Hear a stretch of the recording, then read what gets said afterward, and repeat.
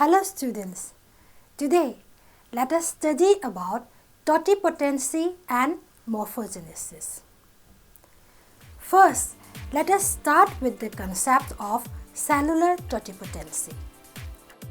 The capacity or the inherent potential of a cell to give rise to a whole organism is known as cellular totipotency. This phenomenon of totipotency is an amazing developmental plasticity that sets plant cells apart from most of their animal counterparts. Plant cells retain this capacity even after a cell has undergone final differentiation in the plant body and have the ability to initiate cell division from almost any tissue to regenerate in response to particular stimuli, as long as they have an intact membrane system and a viable nucleus. When plant cells and tissues are cultured in vitro, they generally exhibit a very high degree of plasticity, which allows one type of tissue or organ to be initiated from another type, and subsequently whole plants can be regenerated. This regeneration of whole plants from plant cell culture, when given the correct stimuli, provides the most compelling evidence for totipotency. Expression of totipotency depends on competence or the endogenous potential of a given cell or tissue to develop in a particular developmental pathway, and determination in which cells become irreversibly committed to a particular developmental pathway. For a differentiated cell to express its totipotency, it first undergoes dedifferentiation, followed by redifferentiation and regeneration. Dedifferentiation is the phenomenon of a mature cell reverting to the meristematic state and forming undifferentiated callous tissue, or an unorganized mass of loosely arranged parenchymatous tissue, which develops from parent cells due to proliferation of cells, while the phenomenon of conversion of cells of callous tissue to whole plant or plant organs is called redifferentiation. The genesis of an entire plant from cultured explants directly or via callus indirectly is called regeneration. Let us now study about differentiation. Differentiation is the development of cells or tissues with the specific function and the regeneration of organs or organ-like structures or pro-embryos like organized structures, usually from undifferentiated tissue. In plant cells expressing cellular totipotency, regeneration of organs occurs not only from undifferentiated tissue but also from previously specialized cells that would not normally give rise to organized multicellular growth, example the epidermal cells, pollen grains, etc. Generally, differentiation may be categorized into two groups: structural differentiation and physiological differentiation. First, let us see what structural differentiation is. Structural differentiation is further distinguished into external and internal differentiation. External differentiation leads to the development of external structures, and the most common examples are root and shoot differentiation, differentiation of vegetative and reproductive phases of life cycle, and the differentiation of reproductive organs resulting in the development of male and female organs. While internal differentiation includes differentiation of various types of cells and tissues. The differentiated cells mostly occur in groups forming different types of tissues, for example, the vascular tissues. The second one is physiological differentiation. It leads to the development of different physiological processes. For example, the variations in the structure between root and shoot are the expressions of different fundamental physiological processes in the two structures. Next, let us see cytodifferentiation. The cells in a callus are parenchymatous in nature, and the differentiation of these cells into a variety of cells like vascular tissue consisting of xylem and phloem is required during redifferentiation of the cells to develop into whole plants. This redifferentiation of cells, or the specialization of different cells to perform specialized functions, is known as cytodifferentiation. Then, let us see what are the factors affecting cytodifferentiation. The first factor affecting cytodifferentiation is the phytohormones. Auxins at low concentration stimulates xylogenesis, and when auxin and kinetin are used together, they have a synergistic effect. Cytokinins and gibberellins also stimulate tertiary element differentiation. The second factor is sugar. Sucrose plays an important role in vascular tissue differentiation, and its concentration directly affects the relative amounts of xylem and phloem formed in callus tissues in the presence of low concentrations of auxin. 1% sucrose induces little xylem formation, while 2% sucrose induces better xylem differentiation with little or no phloem. But when sucrose level was increased to 2.5 to 3.5%, both xylem and phloem are differentiated. However, when sucrose concentration is further increased to 4%, phloem differentiation takes place with little or no xylem differentiation. The next factor is nitrogen. The presence of ammonia and nitrate in the medium directly affects the differentiation of tertiary elements. The last factor affecting cytodifferentiation are the physical factors. The effect of light on vascular tissue differentiation varies between cultured tissues, and temperature and pH of the medium also has effects on cytodifferentiation. The temperature within 17 to 31 degrees Celsius generally promotes vascular differentiation.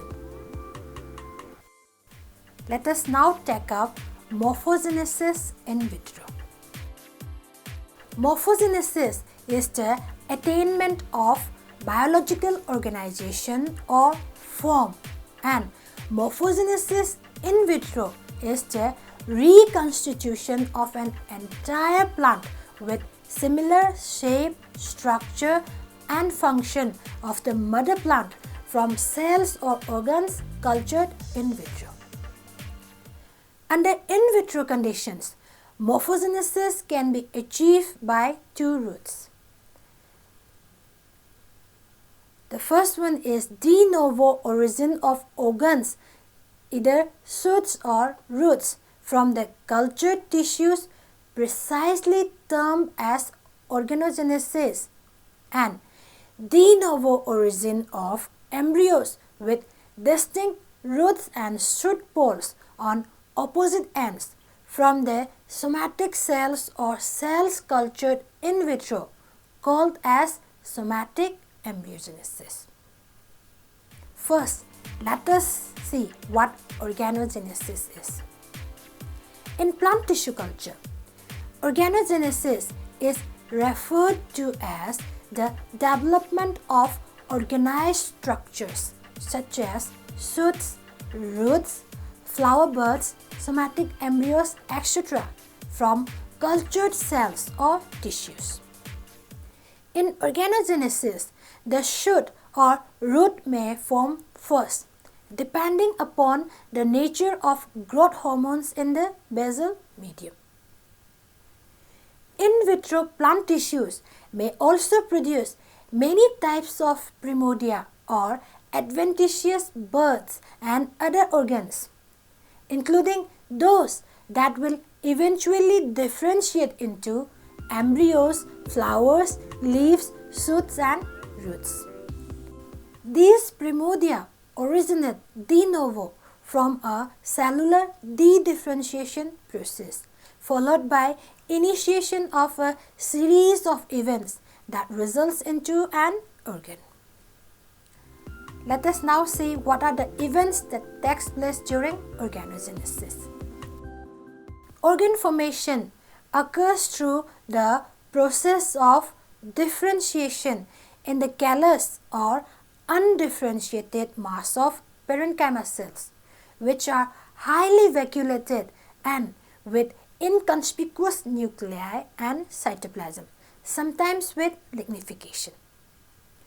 In this group of cells, regions showing random cell division are present, forming regions of high mitotic activity, resulting in the formation of meristematic centers known as meristemoids. These meristemoids can occur directly on an explant or indirectly via callus.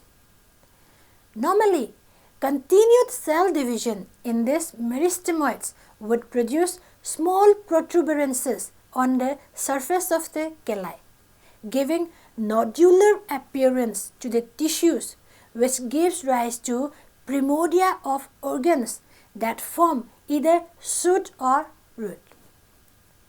In organogenesis, the shoot or root may form first, depending upon the nature of growth hormones present in the basal medium. The genesis of shoot and root from the explants or calli is termed as collagenesis and rhizogenesis respectively, while the abnormal structures that develop during organogenesis are called organoids.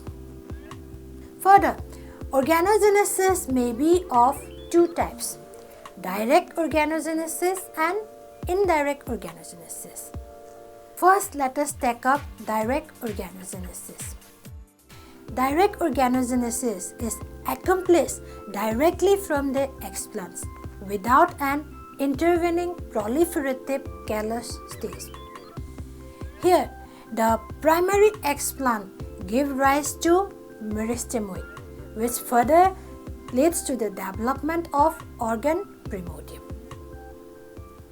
Direct organogenesis can occur depending on the hormonal combination of the medium and the physiological state of the explants. Although sucrose concentration and light modify the response, structures produced depend mainly on the auxin to cytokinin ratio. Medium supplemented with relatively high auxin concentration will promote root formation on the explants, and high cytokinin concentration will promote shoot differentiation. The effect of growth regulators on morphogenesis may be summed up as follows. High cytokinin to low auxin ratio leads to regeneration of shoot pod. Then, the presence of low cytokinin to high auxin leads to regeneration of root pod. Medium cytokinin with medium auxin leads to regeneration of both shoot and root. Or medium cytokinin with low auxin leads to callus formation. Then, direct organogenesis may lead to number 1, direct embryogenesis.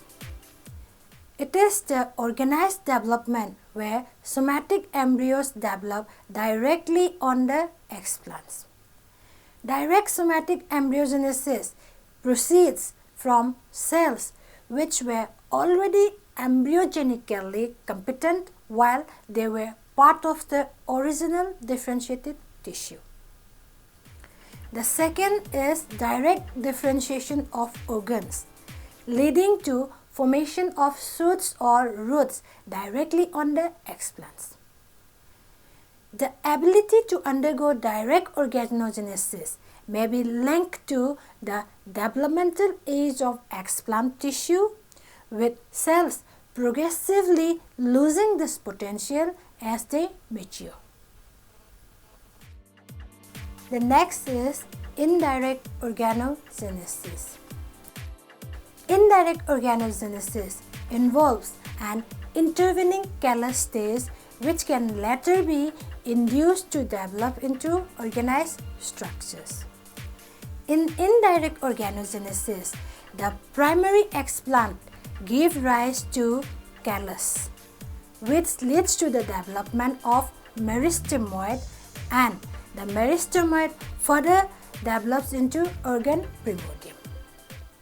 Fully mature cells, if they retain any capacity for dedifferentiation, tend to exhibit totipotency through indirect organogenesis.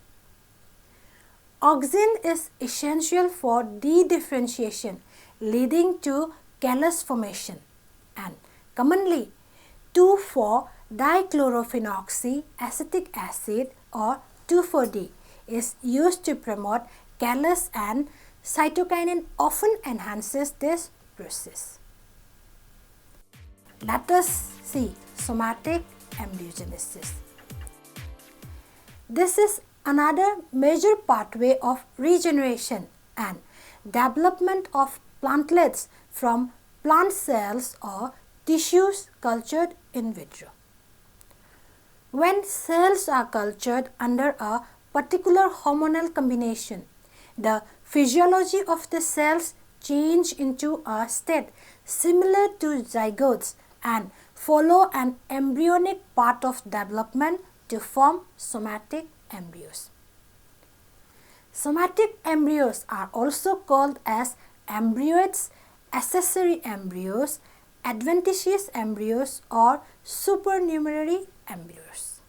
And the process of somatic embryo development is called as somatic embryogenesis. Now coming to the conclusion.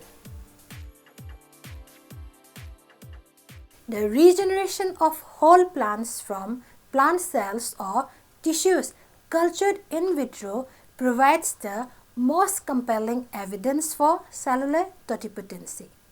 For expression of totipotency in plant cell or tissue cultures, a differentiated cell first undergoes dedifferentiation followed by redifferentiation to regenerate an entire plant from the cultured explants directly or via callus indirectly. Morphogenesis, or the reconstitution of an entire plant with similar shape, structure and function of the mother plant from cells or organs cultured in vitro, occurs either by organogenesis or de novo origin of organs like shoots and roots from the cultured tissues, or somatic embryogenesis or de novo origin of embryos with distinct root and shoot poles on opposite ends from the somatic cells or cells cultured in vitro.